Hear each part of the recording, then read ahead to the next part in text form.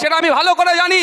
তারপরেও বলছি, বিজেপি আর তৃণমূল মিলে তিলোত্তমার পরিবারকে এখনো বিচার দেয়নি। ওরা মিলে তিলোত্তমার পরিবারকে ওরা যদি চাইতো তাহলে বিচার পেত। আমি একটা ছবি করে গিয়ে যখন ট্রিটমেন্ট নিচ্ছিলাম, সেখানে ফার্জি ঔষধ ছিল, ফেক স্যালাইন ছিল, ডুপ্লিকেট ঔষধ থাকতো। ওটি রুমে এই সঞ্জয় রায়ের মতো ডক্টর, এই সন্দীপ ঘোষের মতো ডক্টররা ওর মধ্যে মচ্ছব করতো। শুধু তাই নয়, ওই যে মর্গে যে সমস্ত মহিলারা থাকতো, সেই মহিলাগুলোর সাথে, মৃত মহিলাগুলোর সাথে অপকর্ম করে ভিডিও করে বিদেশের মার্কেটে বিক্রি করতো। এর প্রতিবাদ আপনার আমার বাড়ির মেয়ে তিলোত্তমা করেছিল, আমার আপনার জন্য করেছিল, সেই জন্য তাকে খুন হতে হলো। তাই আপনাকে আমাকে ভুলে গেলে হবে না। তিলোত্তমাকে যতদিন না বিচার পাচ্ছে, আপনাকে আমাকে চিৎকার করে যেতে হবে, এটা মাথায় রাখবেন। তিলোত্তমা নিজের জন্য খুব লড়াই জারি রাখতে হবে। আর না হলে কি হবে বলুন তো? অন্যায় করবে একের পর এক। আমাদের বাড়ির মেয়ে তিলোত্তমা 1 বছর অতিক্রান্ত হলো, এখনো সম্পূর্ণরূপে বিচার পায়নি। আমি অন ক্যামেরা বলছি, বিভিন্ন স্তরের মিডিয়ারা আছেন, এখানে পুলিশের লোক আছেন, এখানকার বক্তব্য ঘুরতে ঘুরতে কালীঘাটে পৌঁছাবে। একটু উদাহরণ দেবো, আমি আমার ফিরে বিষয়বস্তুতে আসবো। আপনারা জানেন সিবিআই কি বলেছে কোর্টে? যেদিনকে তিলোত্তমাকে খুন করেছিল, এটা মাথায় রাখবেন। অনেকে বলছে ধর্ষণ করে খুন, আমি আপনাদের বলছি খুন করে ধর্ষণ। কথাটা উল্টো লাগতে পারে। স্বাভাবিকভাবে যদি একটা ডেড বডি কোথাও পাওয়া যায়, ডেড বডি উদ্ধার হলে কি হয়? কেন খুন করেছে, এটা হয় না? প্রশ্ন হয় না? তো কেন তিলোত্তমাকে খুন করেছে, যদি এই প্রশ্নটা উত্থাপন করা যদি বেরিয়ে আসে, সেই জন্য ওকে খুন করা হলো, ধর্ষণ তারপরে করানো হয়েছে। আমি এত বড় কথা বললাম, তাকে ধর্ষণ করানো হয়েছে যাতে কি কারণে খুন হতে হলো তিলোত্তমাকে সেটা না জানতে পারে, সেটা চাপা পড়ে যায়। তিলোত্তমাকে কেন খুন হতে হয়েছিল?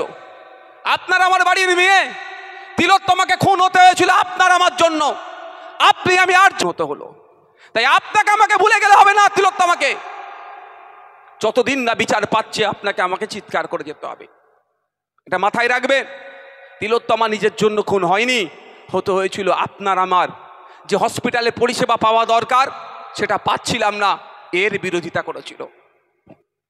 এখানতে যে অস্থিগুলো থাকতো, হাড়গোড়গুলো, সেগুলো এরা বিক্রি করে দিত। মানে কি ভয়ঙ্কর দলের লোক এরা, বুঝতে পেরেছেন ভাই? কিছুই এরা ছাড়তো না, এর প্রতিবাদ করেছিল বলে খুন করলো। তারপরে খুনের কারণ যাতে না খুঁজে বার হয়, সেই জন্য এরা চেষ্টা কি করেছিল? ধর্ষণ করিয়েছিল। আমি কেন বিজেপি তৃণমূলকে বিচার পাচ্ছে না সমদায়ী করছি, একটু আপনাদের জেনে রাখা দরকার। সিবিআই যখন কেসটা নিয়েছে, ক্যালকাটা পুলিশ যে তদন্ত করেছে, ওটাকেই তারা মান্যতা দিয়ে কোর্টে সাবমিট করেছে, আর অল্প কিছু তদন্ত করেছে। আমি আর গুটি কয়েক প্রশ্ন থেকে যাচ্ছে ভাই। তিলোত্তমা কি একা ডিউটি করছিল ওই দিনকে? আপনার এটা উত্তর দেবেন ভাই, এটা শুনবেন না চোর ডাকাত শুনবেন? আমার মনে হয় যে মেয়ে আমাদের জন্য খুন হয়েছে, তার কাহিনীটাকে আমাদেরকে জানা দরকার। আমাদের জন্য খুন হয়েছে, এটা মাথায় রাখবেন। নিজের জন্য খুন হয়নি, তার পরিবারের জন্য খুন হয়নি।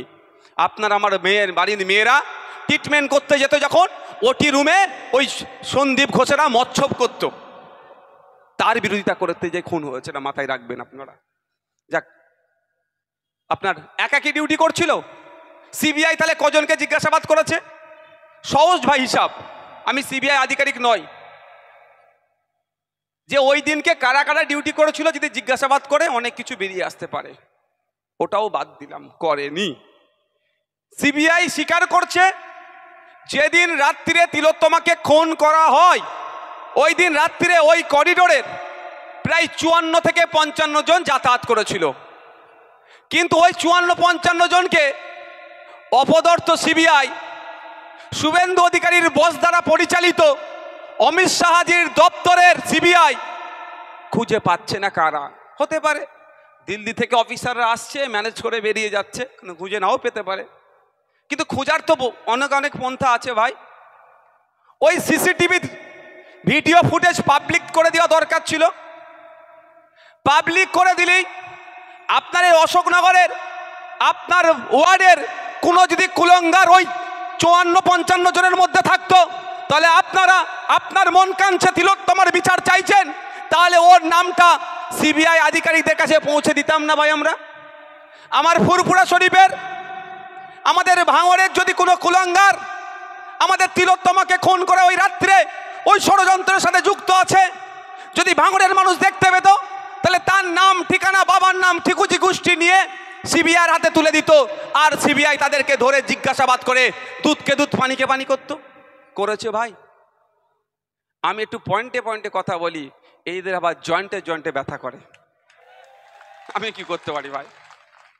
আমি যদি ভুল বলি বলবেন, এই বলা ছেড়ে দেবো, কারণ আমি মিথ্যা প্রতিশ্রুতি দিয়ে রাজনীতির ময়দানে আসিনি। ক্ষমতার মসনদে যেতে হবে, লিন লাইট নিয়ে ঘুরতে হবে, মন্ত্রী হতে হবে, ও স্বপ্ন আমার নাই। যদি মন্ত্রী হওয়ার আমার স্বপ্ন থাকতো, এখন একটা নয় দুটো মন্ত্রী নিয়ে ঘুরতে পারতাম, ভালো করে আপনারা জানেন। সুতরাং আমি সঠিক কথা বলবো। তাই বন্ধুগণ, তাহলে 54-55 জন কে ছিল? খুঁজে পাচ্ছে না কেন? বা আর কারা খুনি খুঁজে পাচ্ছে না কেন? এটাই তো ব্যাপার। যারা এই খুনের সাথে যুক্ত, তারা তৃণমূল কংগ্রেসের দামাল নেতাদের, দামাল ছেলে মেয়েদের মধ্যে পড়ে গিয়েছে। তৃণমূল কংগ্রেসের দামাল ছেলে মেয়েদের মধ্যে পড়ে গিয়েছে। সেই জন্যই জানেন তো আপনারা, দিদি সমস্যায় পড়লেই দাদার দ্বারস্থ হয়, জানেন তো নাকি ভাই? হ্যাঁ, দাদা দিদির লোকেরা থাকলে একটু রাগ হতে পারে, কিছু করার নেই। আমি যদি ভুল কিছু বলে থাকি, দিদিকে বলবেন এমনি আমার নামে 18খানা মামলা দিয়েছে, আরো 4টে মামলা দিতে, দাদাকে বলবেন 4খানা মামলা দিতে। দিদির দলের, তৃণমূল কংগ্রেসের দলের নেতাদের দামাল ছেলে মেয়েরা ধরা পড়বে, সেই জন্যই দাদার দ্বারস্থ হয়েছে। দাদা ঠিক স্তরে স্তর দিয়ে সিবিআইকে চুপ করিয়ে দিয়েছে। তাই বন্ধুগণ, আমাদের লড়ে যেতে হবে, আমাদের চুপ থাকলে হবে না। দাদা দিদির সেটিং আমাদের ভাঙতে হবে, তিলোত্তমার বিচার করতে হবে, তার পরিবারকে ন্যায় দিতে হবে। সাথে সাথে নদিয়া জেলার তামান্না বলে যে ফুটফুটে ক্লাস 4-এর বাচ্চাটি, তার অপরাধ কি ছিল? ভূমির আঘাতে তার অঘরি প্রাণ গেল। শুধু তাই নয়, সমাজের সর্বস্তরের নারীদের নিরাপত্তার কথা ভেবে আমাদের আজকের এই অধিকার সভা। তো তিলোত্তমার পরিবার যেমন বিচার পাবে, বিচার পাক, তা নিয়ে আমরা যেমন সোচ্চার হব, সাথে সাথে তামান্নার পরিবার যাতে বিচার পায় তা নিয়ে সোচ্চার হব। আর একদম অতি দূরেই আপনারা হয়তো ভুলে গিয়েছেন, আমি কিন্তু ভুলে যাইনি। হাঁসখালির এই বোনটার কথা মনে আছে? কজনের মনে আছে? একটু হাত তুলুন তো, সত্যি তুলবেন, যাদের মনে নেই হাত তুলবেন না। কিন্তু দেখেন, খান 50ও এখানে হাত তুলেনি।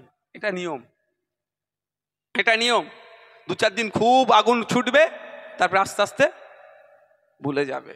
হাঁসখালিতে একটি নাবালিকা, সেখানেও তৃণমূলের নেতার ছেলে তাকে ধর্ষণ করেছিল।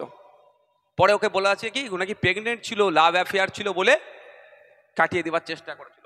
আমি আজকের ডেটেও বলছি, আমার এখনো সন্দেহ হয় হয়তো ওই বাচ্চা মেয়েটি জীবিত ছিল, রাতের অন্ধকারে ওকে জোর করে দাহ করেছিল। ভুলে যাচ্ছেন নাকি? ওরও বিচার যাতে হয় সেটা কিন্তু আমাদেরকে দেখতে হবে।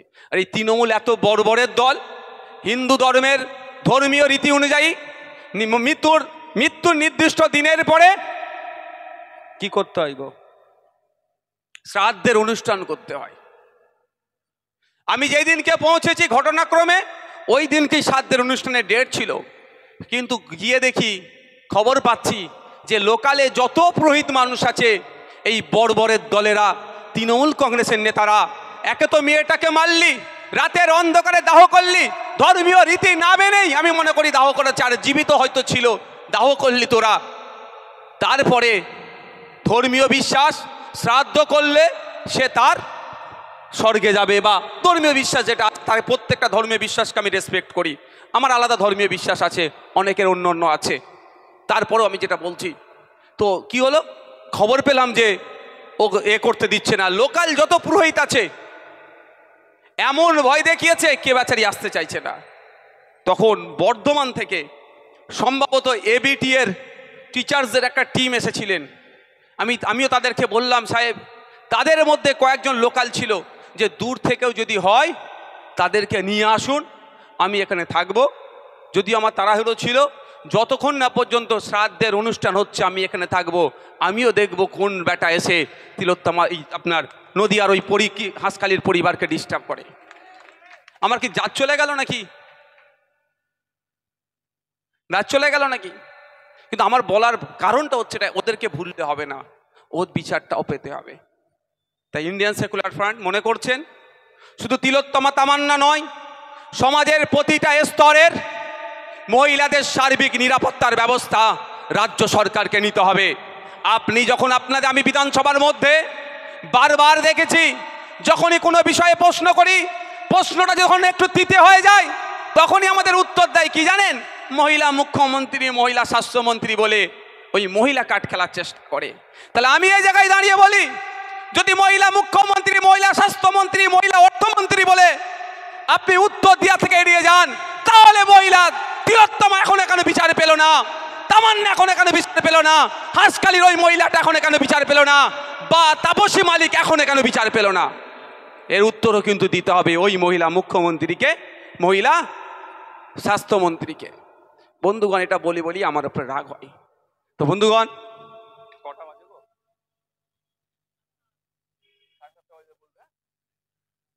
ভালোই গরম আছে এখানটায়।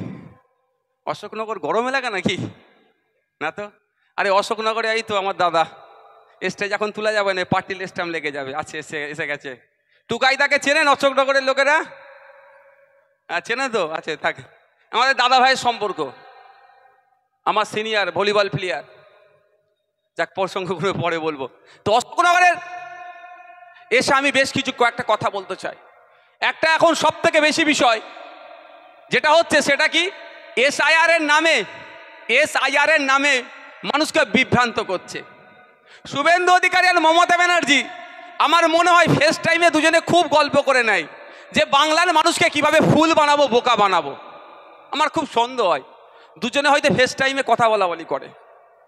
একজন কি বলছে, 1.5 কোটি রোহিঙ্গা ভারতবর্ষে পশ্চিমবাংলায় আছে, তাড়িয়ে দেবো বলে আমার হিন্দু ভাইদের মন পেতে চাইছে। আর অন্যজন কি বলছে, এসআইআর হতে দেব না বলে মুসলমান ভাইদের মন পেতে চাইছে। আমি দুটোরই উত্তাপে এদের ভণ্ডামি আমি আছে ফাঁস করব। প্রথম কথা হচ্ছে, এসআইআর আটকাবার ক্ষমতা মমতা ব্যানার্জির নাই, অভিষেক ব্যানার্জির নাই। কেন? এই এসআইআর সংবিধানের 324 নম্বর ধারা অনুযায়ী হচ্ছে।